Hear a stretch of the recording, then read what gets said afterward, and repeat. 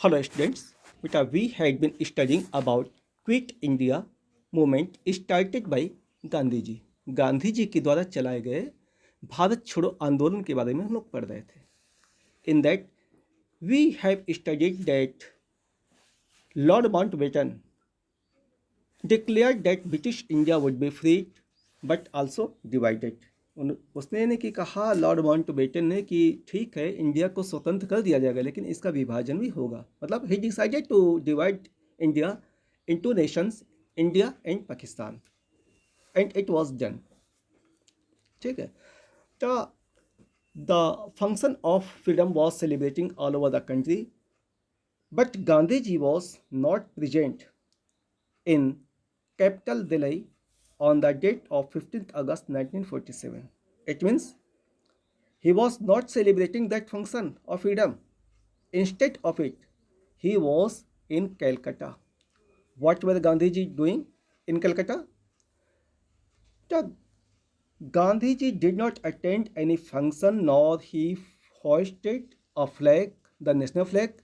Instead of it, he continuous 24 hours fast. यानी गांधी जी ने न तो कोई फंक्शन मनाया न तो जो है राष्ट्रीय ध्वज फहराया।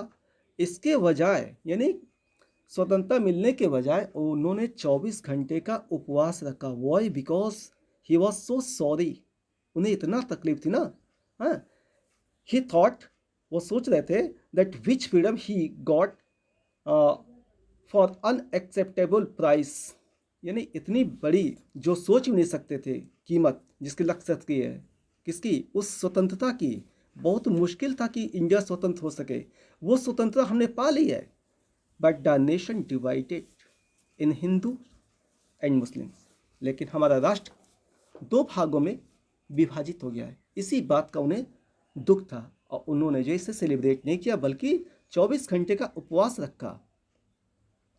ठीक है, Gandhiji's biographer, whose name was Mr. D.G. Tendulkar, he has written,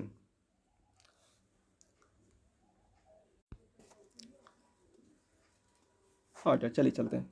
मतलब there was a biographer of Gandhiji whose name was Mr. D.G. Tendulkar. He has written, उसने लिखा है that in the month of September and October, Gandhiji went to the hospitals and refugee camps of Calcutta. Why?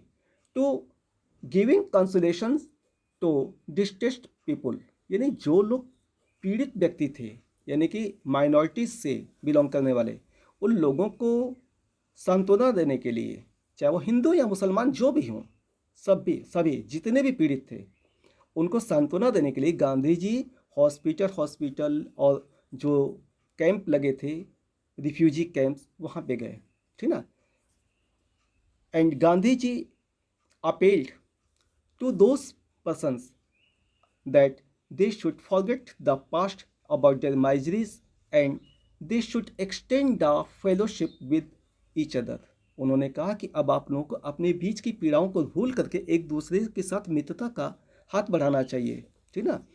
Gandhi ji and Nehru appeal to the leaders of Congress that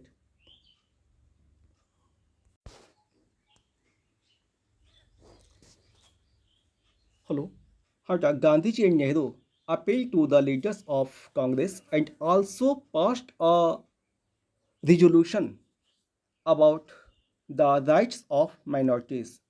It means they promised that we shall care about the rights of the minorities।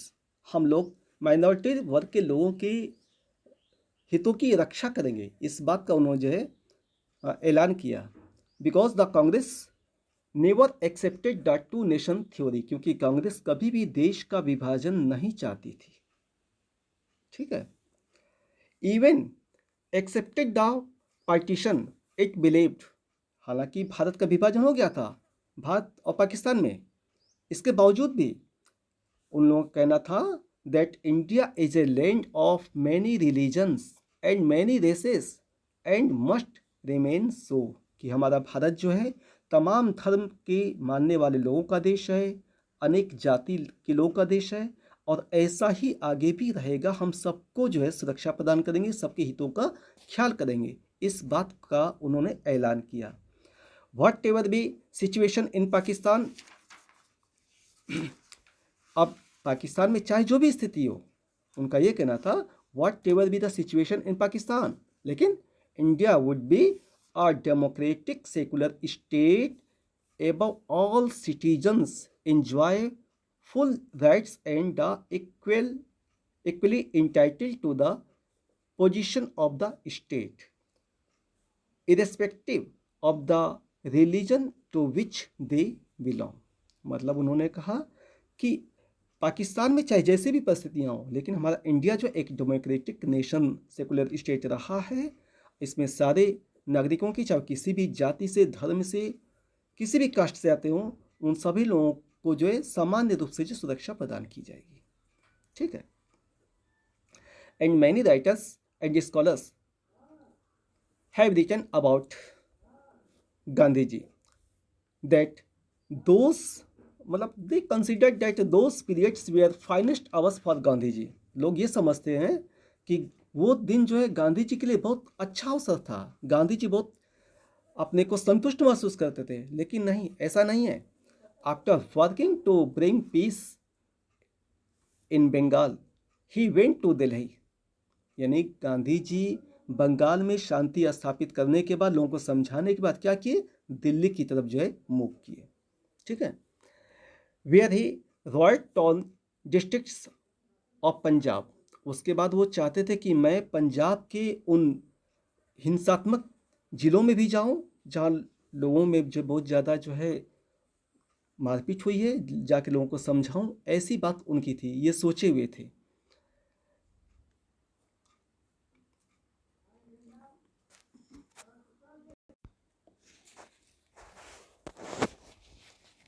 लो हटा, वो साफ दिख नहीं रहा था।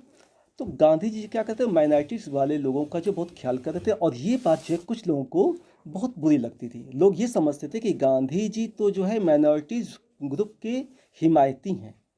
इस बात को लेकर के जो है लोग उनके प्रति क्रिटिसाइज किया करते थे। तो इसीलिए ये लिखा हुआ है, सम शाउटेड स्लोगन्स, कुछ लोग जो नारेबाजी करते थे, आस्किंग, और ये कहा करते थे, why Gandhi ji did not speak of the sufferings of those Hindus and Sikhs still living in Pakistan, कि गांधी जी उन लोगों के बारे में क्यों नहीं कर रहे हैं जो कि पाकिस्तान में हमारे हिंदू या मुस्लिम, अरे हिंदू या सिख जो माइनॉरिटी के रूप में वहाँ पड़े हुए हैं, उनके साथ जो वहाँ पे जो सफरिंग हो रही है, उसके बारे में गांधी जी क्यों नहीं बोल रहे हैं। ठीक ना बेटा, Gandhi ji desired, Gandhi ji wished to go there also, Gandhi ji वहाँ जाना चाहते थे, but while he could not granted full redress to the Muslims in Delhi, how it was possible that he went to Pakistan to giving the consolation of the population। जब वो India में रहने वाले minorities के लोगों की guarantee नहीं दे सकते थे, तो वो भला पाकिस्तान में हिंदुओं सिखों के भलाई के लिए, सांत्वना देने के लिए वहाँ पे भला किस मुंह से जाते। इस बात की उनको तकलीफ थी, लोग उनकी भावनाओं को समझ नहीं रहे थे। ठीक है। इसके बाद अभी और है, मैं बाद में सेंड करूँगा आपको। That's all, thank you.